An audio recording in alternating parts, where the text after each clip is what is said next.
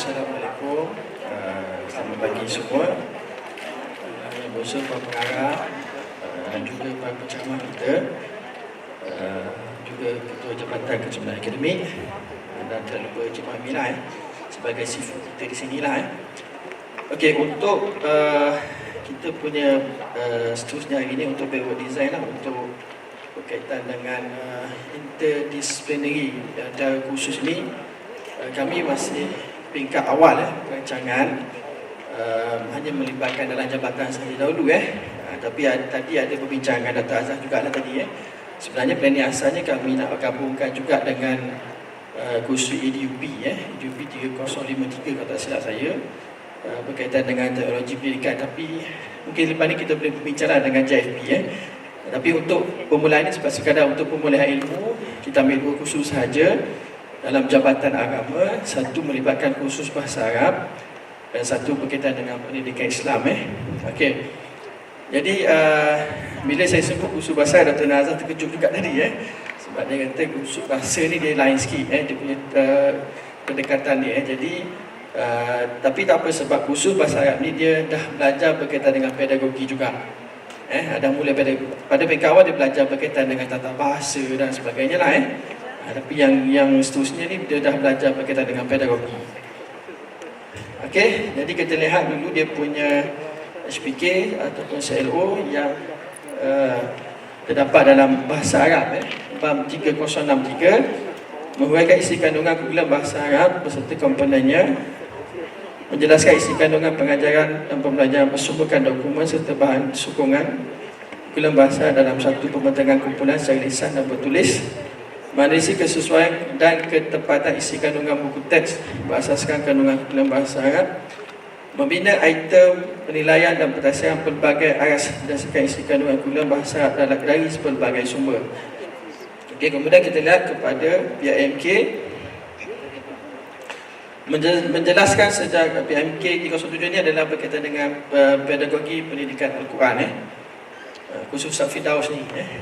Okey, menjelaskan sejarah dan perkembangan pendidikan Al-Quran dari berbagai sumber, menganalisis isi kandungan kurikulum pendidikan Al-Quran, membicarakan strategi pendekatan kaedah teknik pengajaran pendidikan Al-Quran, menghasilkan RPH berkaitan dengan pendidikan Al-Quran. Dan sekali 5, melaksanakan pendidikan Al-Quran melaksanakan pengajaran ataupun pengajaran mikro berkaitan dengan pendidikan Al-Quran. Jadi selepas kami mengungkai 2 kursus ini,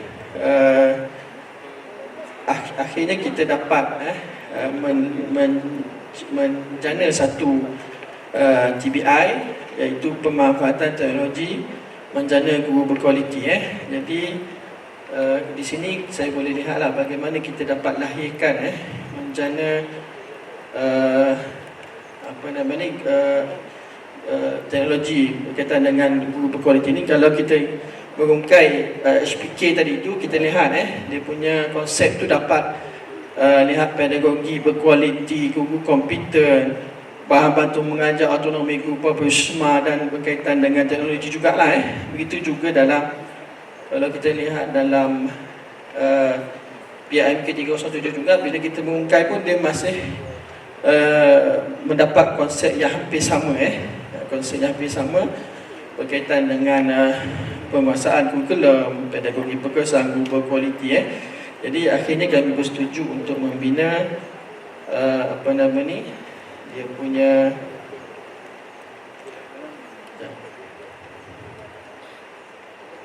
membina kita punya TBI adalah pemanfaatan teknologi digital pemanfaatan teknologi menjana guru berkualiti. Jadi terima kasih juga pada Dr. Azhar telah menambah baik sebenarnya. Asalnya kita buat penggunaan teknologi PDP, penggunaan teknologi PDP, tapi ditambah baik lagi pemanfaatan teknologi supaya dia lebih besar lagi katanya lah. Jadi alhamdulillah, terima kasih. Jadi berdasarkan kepada TBI ini, hasil penjanaan idea kami tadi dapatlah lahirkan beberapa EQ iaitu bagaimanakah teknologi PDP boleh meningkatkan kecekapan guru dalam PDP. Yang kedua, perlukah kemahiran teknologi dalam pendidikan kini. Yang ketiga, pentingkah teknologi dalam menjana guru berkualiti. Ini adalah EQ yang boleh membawa pelajar-pelajar kita ke arah menjawab soalan tugasan yang akan dibuat. Jadi saya rasa yang ini sama saja, tak perlu saya terang lagi. Cuma berkaitan daripada HPK tadi dan juga kita punya konsep-konsep tadi, maka lahirlah kita punya tugasan kita, iaitu ini adalah stimulus dia. Penggunaan teknologi sangat penting dalam PDP dan pentaksiran seiring dengan revolusi industri 4.0.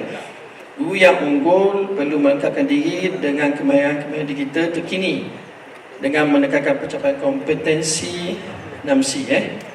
Jadi ini kita dapat ilmu, saya dapat ilmu baru juga pada hari ini sebenarnya. Sebab sebelum ni kita dipahamkan kita boleh pilih satu ataupun kita hit kepada satu HPK. Tapi pada tadi telah dibumikan balik, dibutuhkan balik oleh Dr. Azhar. Sebenarnya kita kena hit semua assignment yang kita kena buat tu. Contohnya kalau dalam bahasa Arab ini ilmu baru juga. Terima kasihlah kepada Dr. Azhar. Dulu kita faham, kita boleh target macam inilah. Okay. Misalnya HPK 3 tu laporan, mana pelajar membuat satu soalan menggunakan JSU. Tapi sebenarnya kita kena target semua untuk TBI. Jadi maksudnya kalau penulisan itu, kalau ikut HPK dia, penulisan ni pelajar dia hanya perlu menjelaskan kurikulum yang terdapat dalam DSKP bahasa Arab tu lah. Tapi sebenarnya kita silap faham juga. Bukan berarti walaupun penulisan ini maksudnya pelajar menghasilkan penulisan, tapi pemanfaatan digital yang dimasukkan dalam TPI itu sebenarnya kita boleh kaitkan dengan bagaimana pelajar mendapatkan sumber-sumber rujukan berkaitan dengan kurikulum itu. Contohnya dia buat searching dalam internet berkaitan maklumat-maklumat DSKP. Itu pun juga dikira sebagai salah satu daripada ke arah mencapai TBI. Jadi saya faham itu dah, Dr. Azhar. Okey, jadi insyaAllah lepas ni kan kita tambah baik lagi lah. Jadi berbalik kepada web design tadi itu. Okey. Jadi untuk bahasa Arab, kami bersetujulah untuk pelajar membuat satu soalan, tugas soalan exam ataupun soalan peperiksaan, bukan peperiksaan, soalan PPT menggunakan teknologi. Jadi mungkin dia boleh buat soalan menggunakan quizzes ke apa ke yang berasaskan teknologi lah, berpandukan JSU yang digubal. Kalau sebelum kita buat TPI ini, kalau saya lah dalam kursus itu, saya hanya suruh pelajar buat JSU, kemudian buat soalan dalam kertas tu, hantar assignment siap. Jadi sekarang ni kita dah ubah, pelajar buat soalan dalam menggunakan teknologi. JSU itu masih guna hard copy lah. Jadi dia telah ada ciri-ciri pemanfaatan digital di situ. Okey. Bagi untuk khusus PMK 3073, oleh kerana kursus itu meminta pelajar, sebenarnya kami perlu tambah baik sebab berdasarkan maklumat awal tadi daripada Dr. Nazar, sebenarnya semua assignment yang terdapat dalam MK itu kena hit kepada TBI. Okey, itu saja. Wallahualam. Mohon maaf. Assalamualaikum. Terima kasih. Input-input yang diperolehi dalam masa demikian. Okay, jadi saya dah kongsi sedikit tadi dengan Ustaz. Jadi apa yang Ustaz terang itulah yang proses secara teknikalnya lah. Bagaimana kita nak menulis atau mereka bentuk pembelajaran secara backward design. Jadi dua kursus ini sebenarnya kumpulan Ustaz ni pun dia dah ada idea. Sebenarnya dua kursus ini akan bergabung dengan PDUP 3053. Jadi sebab itu, dan tadi pun ada model dilukis bagaimana model PDUP menjadi anchor, PDUP 3053 jadi anchor kepada meja masing-masing. Dan ini meja daripada JAPIM. Nanti PDUP 53 ni akan ada meja daripada mana Ustaz? EJ Bahasa Melayu kat sini. KK Bahasa Melayu. Jadi di situlah yang kita katakan bahawa proses merungkai ini dah menampakkan tentang berlakunya interdisciplinary antara kursus tersebut dan sekaligus pelajar akan merasai proses pembelajaran itu kaitan antara kandungan-kandungan khusus tu. Inilah dia punya cantik dan indahnya bila kita melakukan proses merungkai. Jadi berjaya Kumkan ni tadi. Cumanya bila Ustaz kata tadi dari segi HPK tadi kan, di mana setiap HPK tu memang itulah terstated dalam kita punya RMK, dan itu pun yang kita wajib capai, pastikan dicapai oleh pelajar. Dan sekarang kita sedang merangka macam mana nak pelajar capai benda itu. Jadi seharusnya dalam setiap HPK tu, kalau ada 5 HPK, so kelima-lima tu ada dia punya task, kan? Khususnya kalau task yang memang dah ditetapkan dalam setiap HPK tu, kalau HPK 1 untuk penulisan, HPK 3 untuk laporan, HPK 4 untuk pembentangan, so memang kita kena letak semua kat situ. Sebab kita nak pastikan itu pelajar dapat. Dan lebih cantik lagi kalau tadi yang ini bahasa Arab dan dilihat pula task daripada kursus yang lain ada boleh hubung kaitkan. Jadi lebih memudahkan, mungkin kita akan letakkan beban pada pelajar. Satu beban yang mereka kena fikir, macam mana khusus BAMB ni tadi bahasa Arab dengan pendidikan Islam Al-Quran boleh disekalikan dalam dia punya penulisan. Mereka kena fikir macam mana perkara itu nak olah. Jadi dia akan lebih melalui pengalaman pembelajaran yang lebih bukan lebih sukar lah. Mesti kita kompleksiti kesukaran tu tinggi dan mencabar mereka. Jadi sebab itu kita kena rancang. Jadi dekat sini memang ni peringkat awal tadi Ustaz, so memang kena tambah baik lagi. Maknanya kena tambah lagi, dah diulas dengan Ustaz lah ya. Jadi alhamdulillah setakat ini prosesnya, teknikalinya telah diatur. Mudah-mudahan kami memperoleh pengetahuan lah daripada pembentangan ini. Baiklah, ini adalah template untuk KMR. Kami cuba untuk menggabungkan interdisciplinary bagi 2 kursus, iaitu PULSE, Pendidikan Lestari Alam Sekitar, dan juga JIC, Isu Semasa dan Cabaran Masa Depan. Pada awalnya, kami memikirkan bahawa hanya perlu memasukkan HPK yang terdapat overlapping ataupun sepunya, yang ada boleh mencapai kedua-dua kursus. Tapi di akhirnya apabila kami cuba bertanya kepada Encik Muhaimi dan mendapat pencerahan daripada pembentangan sebelum ini, rupanya kita kena masukkan kedua-dua HPK bagi kedua-dua kursus kesemuanya. Jadi dekat sini kami masukkan kesemuanya dan cuba mencari dia punya overlapping lah, dia punya kesepunyaan kedua-dua HPK bagi kedua-dua kursus tersebut. Jadi, the big idea yang pada asalnya kami bina, iaitu Malaysia ke arah teknologi hijau dalam mendepani revolusi industri, datang daripada pemikiran awal tadi yang kami fikir bahawa HPK yang ada overlap sahaja. Jadi kami fikir memang the big idea ini perlu penambahbaikan, kerana kami ambil the big idea ini atas daripada HPK menganalisis produk teknologi hijau berdasarkan isu-isu semasa global mengenai alam sekitar. 2, dengan menganalisis menilai prospek Malaysia masa depan dalam konteks perkembangan revolusi industri semasa dan era globalisasi. Jadi that big idea just come from these 2 HPK. Jadi selepas mendengar pembentangan sebelum kami dan penjelasan tadi, maka kami fikir ini perlu diubah untuk merangkumi ke-6 HPK. Adakah pemahaman kami betul, Doktor? Jadi selepas inilah banyak lagi persoalan-persoalan yang hendak kami tanya. Okey. Jadi untuk essential question, okey, kami cuba menerbitkan beberapa essential question. Tapi jika kami baca semula essential question ini, it come back to the earlier idea lah. Jadi kami fikir hanya yang overlap itu sahaja. Okay, dan kami fikir ini perlu juga untuk diubah selepas ini.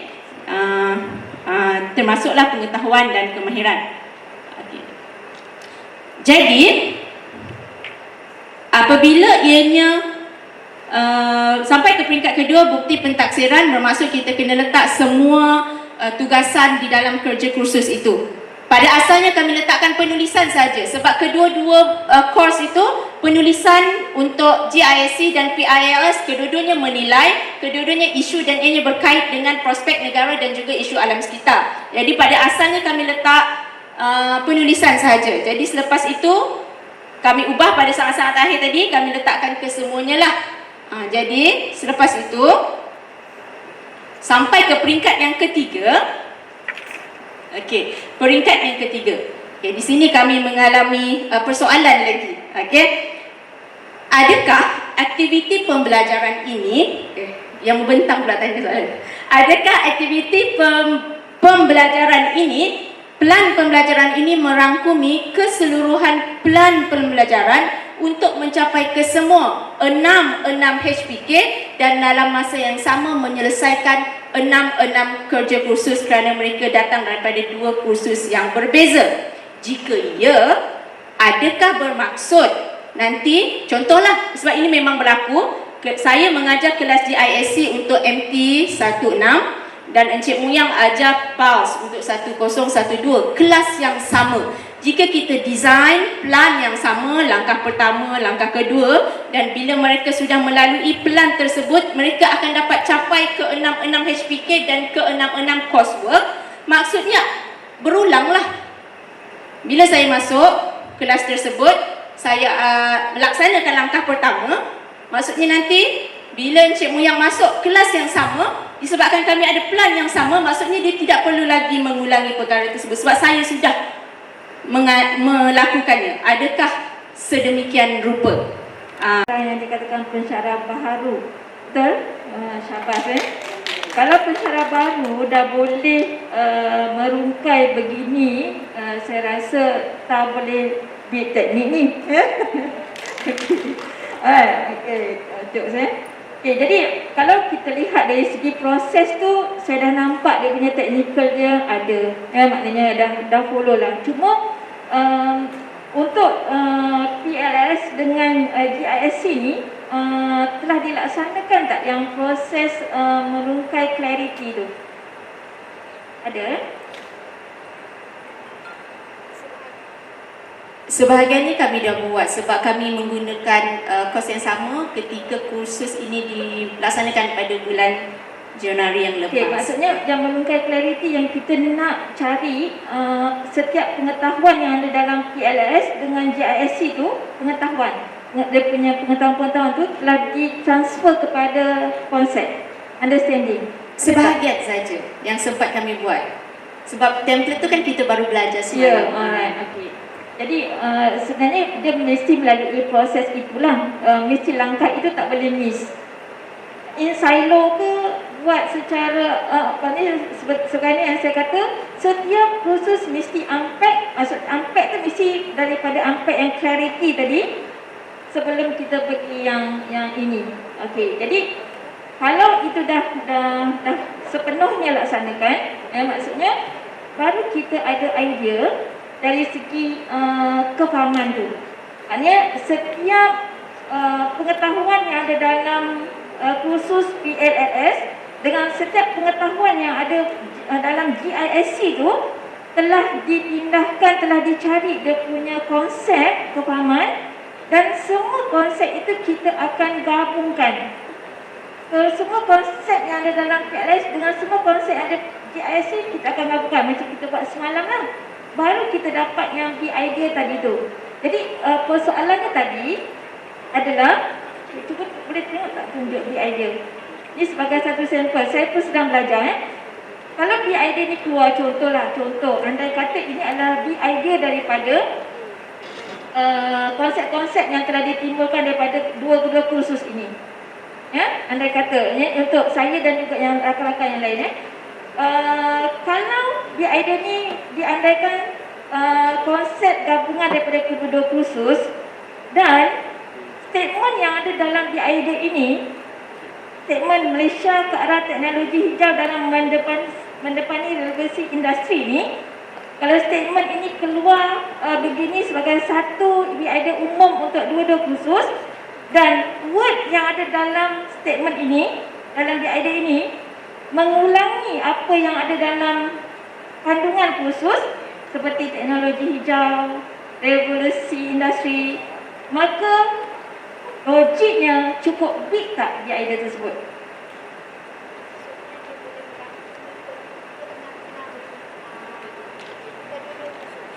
Okey, betul. Dia boleh BID tu boleh merangkumi kedua-dua tu, tetapi cukup big tak the BID tu? Sebab dia ada keluar perkataan, masih keluar daripada perkataan pengetahuan yang ada dalam, sedangkan kita sebenarnya perlu mencari setiap katalah setiap revolusi industri tu kita kena cari dia punya konsep. So kita kena gabungkan konsep, bukan kita kena gabungkan Okey, faham. Maksud tapi yang tadi tu sebab kita orang betul. Saya tadi contoh. Okey, contoh masa andai kata itu adalah ni. So maksudnya itu dah dialah dari segi proses yang tu. Kan? Itu persoalan yang pertama tadi kan? Okey, persoalan yang kedua tadi adalah berkaitan tentang pembelajaran. Okey. Pembelajaran tadi apa yang Cik tu Puan Zakiah lah. Apa yang Puan Zakiah nyatakan, saya nampak telah ada satu pengetahuan sedia ada yang bagaimana Puan nampak untuk laksanakan PALS dengan GISC ni student yang sama. Jadi dah nampak pun takkan nak redundant dalam masa proses pembelajaran tersebut. Sebab itulah kita reka satu pelan ini bersama-sama dengan rakan yang lain, macam mana proses pembelajaran itu patut berlaku dan boleh saling melengkapi antara satu sama lain. Jadi sebenarnya kita tak nak miss apa yang patut dicapai oleh pelajar daripada setiap HPK. Dan tadi saya rasa saya ada dengar kita kena letak semua HPK dalam PLS dengan GISC di sini. Sebab apa? Sebab kita nak pastikan memang itulah yang patut mereka dapat. Jadi ada lagi persoalan tadi? Saya tak jawab.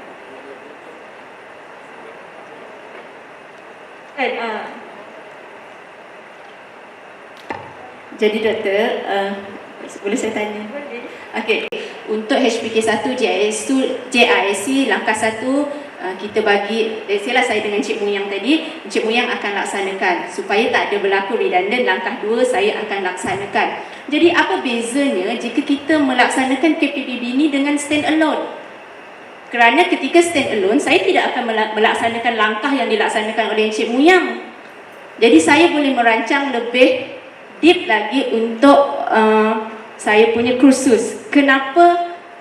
Ini persoalan lain, ini bukan Ni memang saya ingin tahu kenapa dikatakan interdisciplinary itu lebih baik dan dirankkan lebih atas berbanding dengan stand alone. Jika stand alone itu kita boleh memasukkan juga semua model-model KPPB, kita boleh masukkan juga semua yang kita hasratkan dalam KPPB. Kenapa mesti interdisciplinary itu dikatakan lebih baik kalau stand alone itu juga lebih bermakna? Pelajar yang sama kan? Pelajar yang sama, dia dapat ilmu tentang untuk apa semua tu, ke arah dari segi kehidupan sampai kita ke peringkat untuk rasa syukur dengan anugerah yang ada kan, tentang kelestarian alam. Dia boleh menjaga semua tu, boleh sampai ke pada diri dia ke arah yang sangat menghargai. Kalau yang sebelah pula, dari segi tengok dari segi isu konflik ekonomi, dari segi krisis isu global, ada tak saling berkaitan dengan yang kita kata tentang yang ini spesifik teknologi hijau, tentang nak negara lebih makmur? Ada tak dari segi yang isu-isu konflik ekonomi ni?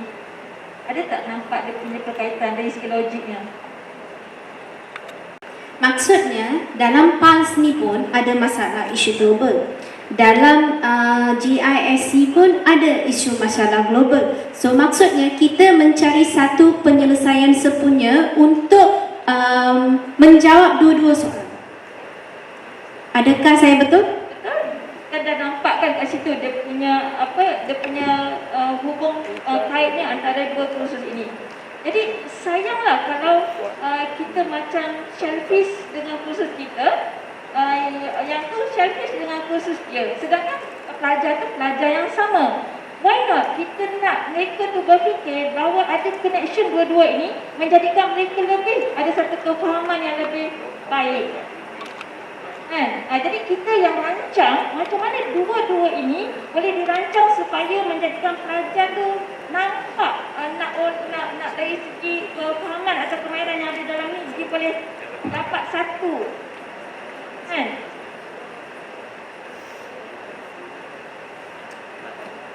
Redundant, tetapi sebenarnya kursus ini saling ada connectedness-nya yang kita kena jelmakan supaya pelajar kita faham.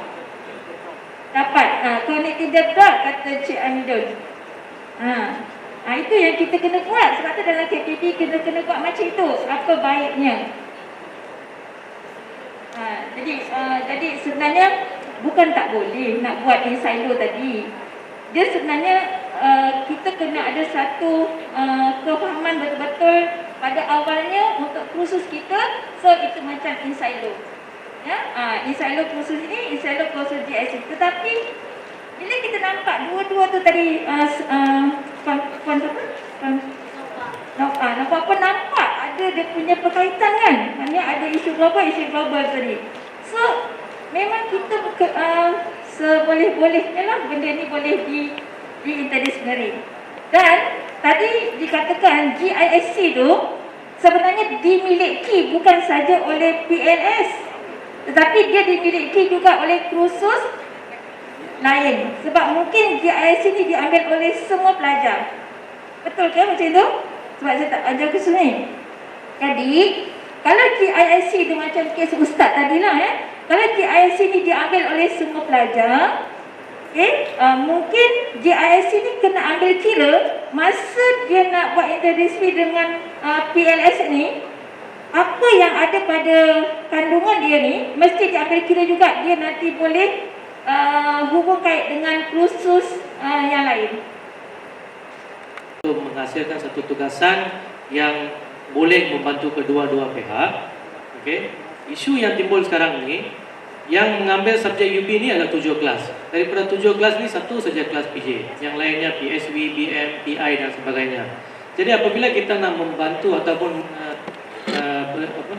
bergabung dengan PJ dan menghasilkan satu tugasan, kami beranggapan bahawa tugasan itu akan menguntungkan satu kelas itu, iaitu PJ, tetapi dia tidak adil kepada ke-6 kelas yang lain, iaitu mereka akan buat tugasan UB dan mereka akan juga buat tugasan major-major mereka. Padahal kelas PJ itu mereka akan buat tugasan UB dan PJ gabung sekali di hasil satu lah. Itu pemahaman kami mungkin salah, ataupun ada cara untuk kita mengatasi isu ini, kerana semua kertas yang kami di kurikulum ajar akan diambil oleh semua pelajar di LPG ini. Jadi susah betul kami fikir macam mana nak interrelate sana sini. Saya rasa unit praktikum pun sama juga lah. Dia akan semua budak pelajar akan ambil juga semua subjek yang ditawarkan di unit kurikulum dan unit praktikum. Jadi kami menghadapi isu itulah doktor. Mungkin boleh dapat penjelasan sedikit. Now you are telling tak semestinya. Kita tengok konsep. Kalau dari konsep itu ada something that we can contribute for the pentaksiran.